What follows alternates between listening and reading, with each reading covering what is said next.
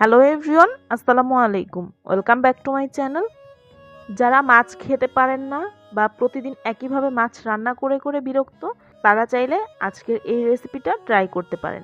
আমার আজকের রেসিপি মাছের কোফতা কারি। খুব সহজভাবে তৈরি করা যায় আর খেতেও কিন্তু আলহামদুলিল্লাহ ভীষণ মজার।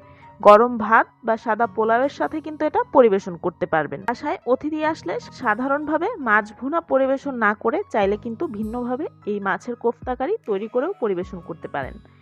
খুব সহজভাবে এবং ঘরোয়া কিছু উপকরণ দিয়ে কিন্তু এই মাছের কোফতা কারিটা তৈরি করা যায়। আশা করছি আজকের এই মাছের কোফতা কারিটা আপনাদের কাছে ভালো লাগবে। মাছের কোফতা কারির জন্য আমি এই সাইজের রুই মাছ নিয়েছি 6 পিস।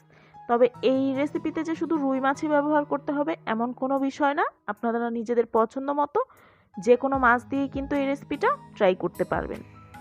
এখন মাছগুলোকে সামান্য একটু হলুদ, মরিচের গুঁড়া আর লবণ দিয়ে অল্প একটু পানি দিয়ে সেদ্ধ করে নিয়েছি। এরপরে মাছের কাঁটাটা বেছে নিচ্ছি।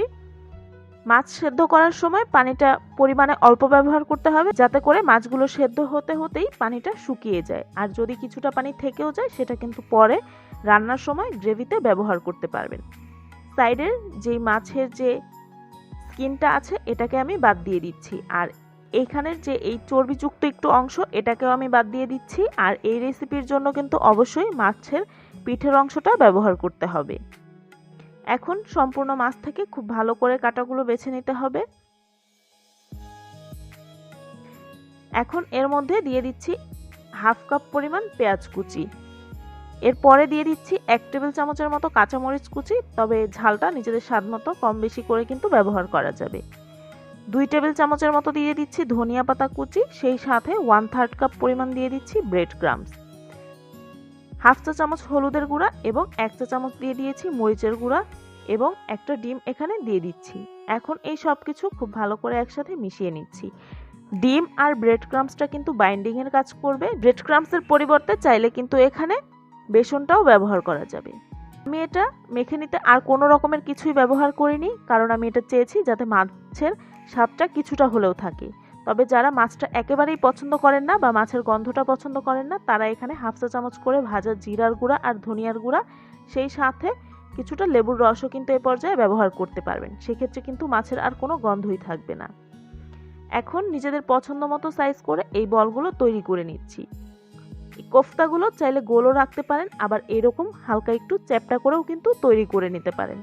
নিজেদের পছন্দ মতো যে কোনো শেপ করেই তৈরি করে নেওয়া যাবে। এগুলো রান্না করার পরে আয়তনে কিন্তু খুব একটা বাড়বে না, সামান্য একটুই বড় হবে, সেই বুঝে বলগুলো তৈরি করে নিতে হবে। মিডিয়াম আঁচে তেলটা গরম করে নিয়ে সবগুলো আমি দিয়ে দিয়েছি, আর এক পাশ যখন খুব ভালো মতো হয়ে গিয়েছে ওই পর্যায়ে কিন্তু উল্টে দিতে হবে। উল্টে পাল্টে যখন এরকম লালচে কালার চলে আসবে ওই পর্যায়ে এটাকে তেল ঝরিয়ে তুলে নিচ্ছি। সম্পূর্ণ ভাজার টাইমটাতেই আমি চুলার আঁচটাকে মাঝারিতে রেখেছি, কারণ যেহেতু মাছটা আগে থেকেই সেদ্ধ করে নেওয়া, তাই ভেতরে কাঁচা থাকার কোনোই ভয় নেই। যেই তেলে আমরা ফিশ বলগুলোকে ভেজেছিলাম সেখান থেকে হাফ কাপ তেল নিয়ে এর মধ্যে 3টা এলাচ এবং ছোট 3 টুকরা দারচিনি এবং একটা তেজপাতা দিয়ে একটু নেড়েচেড়ে নিচ্ছি। যখন মশলার থেকে খুব সুন্দর একটা ঘ্রাণ বের হবে ওই পর্যায়ে এখানে দিয়ে দিচ্ছি 1 কাপ পরিমাণ পেঁয়াজ কুচি। এখন তেলের মধ্যে পেঁয়াজটা দিয়ে একটু ভেজে নিচ্ছি। এটাকে কিন্তু বেরেস্তা করার কোনো দরকার নেই, শুধুমাত্র পেঁয়াজটা সফট হয়ে আসলেই হবে। দিয়ে দিচ্ছি হাফ কাপ পরিমাণ পেঁয়াজ বাটা, সেই সাথে আদা রসুন বাটা দিয়ে দিচ্ছি 1 টেবিল চামচ পরিমাণ। এখন এগুলোকে নেড়েচেড়ে আবার কিছুক্ষণ ভেজে নিব, যাতে করে আদা রসুন আর পেঁয়াজ বাটার কাঁচা গন্ধটা এর মধ্যে থেকে চলে যায়।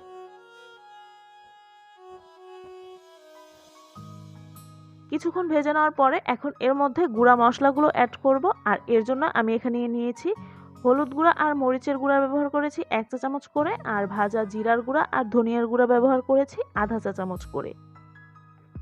নেড়ে চেড়ে মশলাটা মিশিয়ে নেওয়ার পরে এর মধ্যে একটা পাকা টমেটো আমি এরকম কুচি করে কেটে ব্যবহার করেছি। চাইলে কিন্তু টমেটোটা ব্লেন্ড করেও ব্যবহার করা যাবে। স্বাদ মতো গ্রেভির জন্য দিয়ে দিচ্ছি কিছুটা লবণ, দিয়ে দিচ্ছি 1/4 কাপ পরিমাণ টক দই।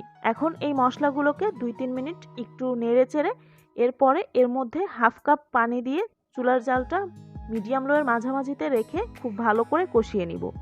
মশলাটা যত ভালো মতো কষাবেন কোফতা কারিটা খেতেও কিন্তু ঠিক ততটাই মজা লাগবে। যখন মশলাটা কষানো হয়ে যাবে অর্থাৎ পানিটা শুকিয়ে যাবে এবং তেলটা উপরে ভেসে উঠবে, ওই পর্যায়ে এখানে আমি সেই ভেজে রাখা বলগুলো দিয়ে দিচ্ছি 4-5টা কাঁচামরিচ। আর কাঁচামরিচের মাথার দিকটা একটু কেটে দিয়েছি যাতে করে ঝালটা বেরিয়ে আসতে পারে। এখন নেড়েচেড়ে মশলার সাথে মিশিয়ে নিয়ে এটাকে ঢাকনা দিয়ে ঢেকে রান্না করব 5 মিনিটের মতো। আর এই পর্যায়ে কিন্তু চুলার হিটটা মিডিয়াম লোয়ের মাঝামাঝিতে আছে। এই 5 মিনিটের মধ্যে কিন্তু আমি ঢাকনা তুলে 2বার নেড়েও দিয়েছি যাতে করে নিচ থেকে পুড়ে না যায়। কিছুক্ষণ কষিয়ে নেওয়ার পরে এর মধ্যে আবারও দিয়ে দিচ্ছি 1.25 কাপের মতো পানি। আর যদি মাছগুলো সেদ্ধ করার সময় কিছুটা পানি থেকে যায়, সেই পানিটা কিন্তু এই পর্যায়ে ব্যবহার করতে পারবেন। এখন সবকিছু আবারও নেড়েচেড়ে মিশিয়ে নিচ্ছি। এখন এটাকে রান্না করে নিব 5 থেকে 7 মিনিটের জন্য, যাতে করে এই মশলার ফ্লেভারটা খুব সুন্দর মতো বলগুলোর ভেতরে প্রবেশ করতে পারে।